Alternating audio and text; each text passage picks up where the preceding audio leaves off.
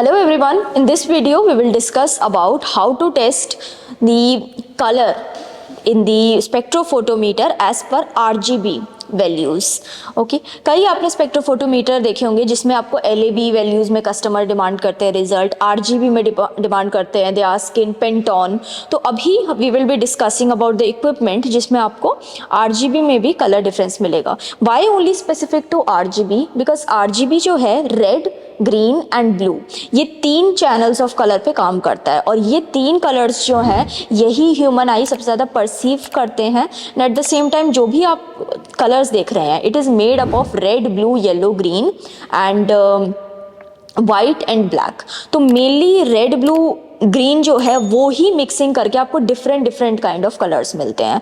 तो इन तीनों वैल्यू से आप अपने सैम्पल्स का शेड का बेटर तरीके से मैच कर सकते हैं। तो प्रिंटिंग, टेक्सटाइल्स, पैकेजिंग या फिर प्लास्टिक इंडस्ट्री या कोई भी इंडस्ट्री जो कि जिनको भी RGB की रिक्वायरमेंट है वो टेस्टिंग इसमें with the help of this कर सकते हैं एंड अपने सैम्पल के बीच में कलर डिफरेंस जज कर सकते हैं। So now how to choose that will come in this colour option. यहाँ हमारे पास कलर स्पेसेस हैं different type of like XYZ, LAB values में, LCH में। अभी मुझे चाहिए इस RGB, तो वो मैंने चूज़ कर लिया है। We have Hunter lab also, अगर इसको मैंने सेलेक्ट कर लिया एंड यहाँ पर हमारा सारी चीज़ RGB वैल्यूज़ में दिख रही है। तो अभी अगर मुझे टेस्टिंग करनी है, लेट्स से मैं इस सैम्पल का टेस्ट परफॉर्म करना चाहती हूँ। अब आप इस सैम्पल का नेचर देखिए, ये ट्रांसपेरेंट सैम्पल है और इसे मेरा हाथ भी यहाँ से शो हो रहा है। तो अगर मैं इसको रिफ्लेक्टिव अपर्चर पे टेस्ट करूँगी एक बेसिक टेस्टिंग इक्विपमेंट में जो कि रिफ्लेक्टेंस मोड पे काम कर रहा है, तो आपको रिजल्ट कभी सही नहीं देगा क्योंकि ये बैक लाइट का भी कंसिडर करेगा। तो इसीलिए it should have a facility जिसमें ट्रांसमिशन मोड की कैपेबिलिटी हो जो कि ट्रांसपेरेंट सैंपल के लिए काम करती है। तो ट्रांसपेरेंट सैंपल के लिए we have this kind of section. यहाँ पर हम इस टेस्टिंग को परफॉर्म करेंगे। कैसे होगा? ये हमारा सैंपल है, यहाँ हमारा सेक्शन है। Will place the sample like this, बंद करेंगे इसको एंड यहाँ पर टेस्टिंग परफॉर्म करेंगे। यहाँ हमें रेड, ग्रीन, ब्लू सारे वैल्यूज दिख गई।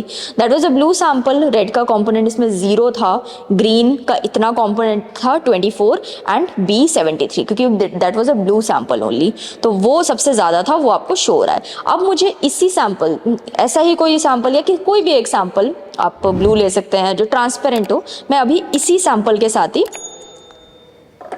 टेस्टिंग करके बस मैंने साइड चेंज कर दी। यहाँ हम जाएंगे सैंपल में एंड वी विल मेजर। आप चाहे तो स्टैंडर्ड को इनपुट भी कर सकते हैं and you can get the value. यहाँ आपको कलर पैच भी मिल जाएगा। That is a very good facility to जज कि अगर आप स्टैंडर्ड भी इनपुट कर रहे हैं और आपके पास एक कलर नहीं है तो इस पैच से आप जज कर पाएंगे कि वो एक्चुअल में कलर क्या है और उससे कितना डिफरेंस है। तो ये कलर पैच भी काफ़ी काम आता है।